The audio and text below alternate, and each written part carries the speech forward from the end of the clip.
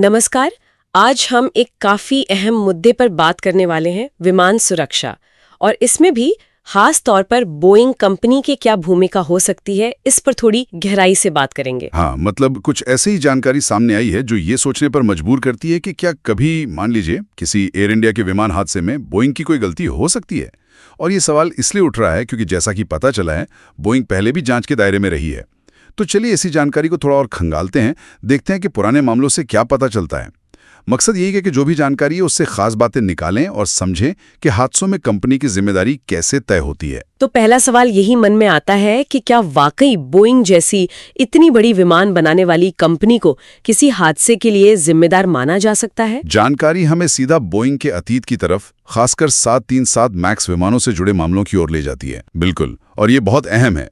देखिए, Boeing 737 max series के साथ दो बहुत बड़े दुखद हादसे हुए थे, एक लायन एयर का, दूसरा इथियोपियन एयरलाइंस का। यस। और जब इन दोनों की जांच हुई तो एक बात साफ तौर पर सामने आई, वो थी विमान का MCS सिस्टम। MCS? ये क्या था? कोई खास सिस्टम? हाँ, ये एक ऑटोमेटिक सिस्टम था। MCS मतलब मैन्यूवरिंग कैरेक्टरिस्टिक्स ऑगमेंटेशन सिस्टम। इसका काम था विमान को स्टॉल होने से, मतलब हवा में एकदम से गति खो देने से बचाना। यूं कहें कि एक सेफ्टी फीचर। लेकिन अगर ये सेफ्टी फीचर था तो फिर मतलब यही हादसे का कारण कैसे बन गया? इसमें कुछ गड़बड़ी थी? गड़बड़ी, हाँ, कह सकते हैं। असल में जांच में यही पता चला कि ये MCS सिस्टम खतरनाक तरीके से सिर्फ एक सेंसर पर निर्भर था, सिर्फ एक। और अगर वो सेंसर किसी भी वजह से गलत रीडिंग दे रहा हो तो ये सिस्टम बिना जरूरत के एक्टिवेट हो जाता था और विमान की नाक को, मतलब अगले हिस्से को, बार बार नीचे की तरफ धकेलता था। ओह, तो पायलट उसे ठीक नहीं कर पाते थे? बहुत मुश्किल होता था पायलटों के लिए इसे समझना, और फिर सिस्टम को ओवरराइड करना, मतलब उसे बंद करके खुद कंट्रोल लेना, बहुत मुश्किल साबित हुआ। खासकर तब जब उन्हें सिस्टम के बारे में पूरी जानकारी या सही ट्रेनिंग ही नहीं दी गई थी शुरू में। तो ये सिर्फ कोई छोटा मोटा सॉफ्टवेयर बग नहीं था? नहीं नहीं, बिल्कुल नहीं। ये उससे कहीं बढ़कर था।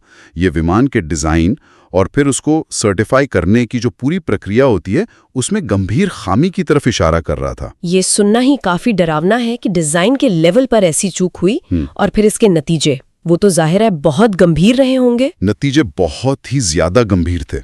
सैकड़ों लोगों की जान चली गई। इन हादसों के बाद फिर बोइंग को सीधे तौर पर जिम्मेदार माना गया।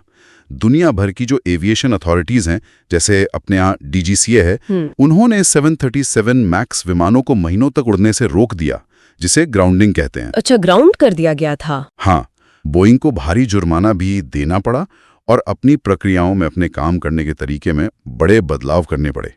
ये दिखाता है कि डिजाइन या मैन्युफैक्चरिंग से जुड़ी खामियों को कितनी गंभीरता से लिया जाता है।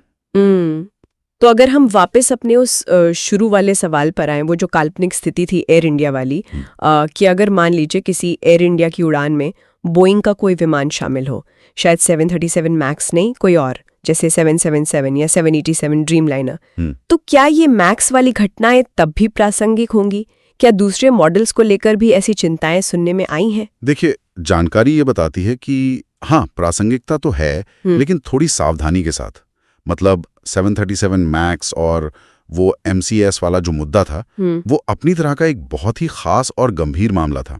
हालांकि ऐसा भी नहीं है कि बोइंग को दूसरे मॉडल्स के साथ कोई परेशानी नहीं आई। जैसे 787 ड्रीमलाइनर के बैटरी को लेकर शुरू में दिक्कतें आई थी, या कभी-कभी निर्माण की क्वालिटी को लेकर भी सवाल उठे। अच्छा। तो हाँ, किसी भी हादसे की स्थिति में ये सवाल उठना तो स्वाभाविक है कि कहीं विमान के डिजाइन या उसके बनने में तो कोई गड़बड़ी नहीं थी। लेकिन बहुत जरूरी है, ये याद रखना होगा कि हर विमान मॉडल अलग होता है और हर हादसा अपने आप में अलग होता है। मतलब हम पुरानी घटनाओं के आधार पर सीधे किसी नतीजे पर नहीं पहुंच सकते? बिल्कुल नहीं पहुंच सकते।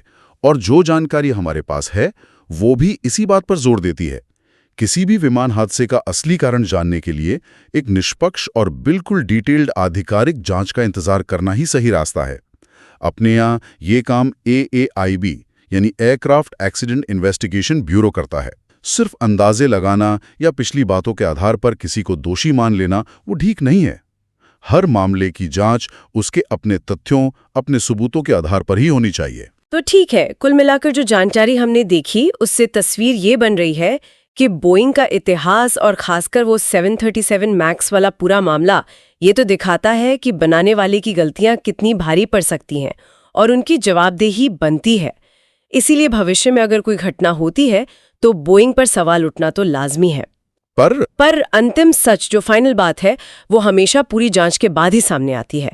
जानकारी हमें यही संयम रखने को कहती है। और यहीं पर एक सवाल और उठता है सोचने के लिए कि क्या हमें विमान बनाने वाली कंपनियों से सिर्फ हादसों के बाद होने वाली जांच और सुधारों पर ही निर्भर रहना चाहिए, या फिर जो कुछ हुआ है उसे देखते हुए उनसे सुरक्षा और पारदर्शिता को लेकर लगातार, मतलब पहले से ही और ज्यादा सक्रिय रहने की उम्मीद करना सही नहीं होगा?